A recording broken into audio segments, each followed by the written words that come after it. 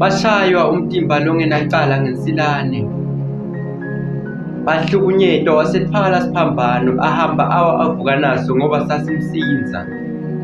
Yaqitheka ingadi sashayiwe umtimba lobuhlungu. Wamphika Petro lingakakhali nakathathu ligqutse. Washaywa waba nemanxeba umtimba wonke, wafakwa umchelelo ongemanyemba enhloko. Isotsha lamkhafunela lathatha umhlangalebe bambambise wona lamshaya inhloko. Wabethelwa esiphambanweni eGolgotha, wabethelwa kanye netigebengu letimbili, sinyenge sekudla sinyenge senxele. Ngetulu kwenhloko yakhe kwabekwa satiswa ngekuthi lona nguJesu inkosi yemaJuda. Bantu bebendlula bamethuka banikinata inhloko. Wakhala ngelivi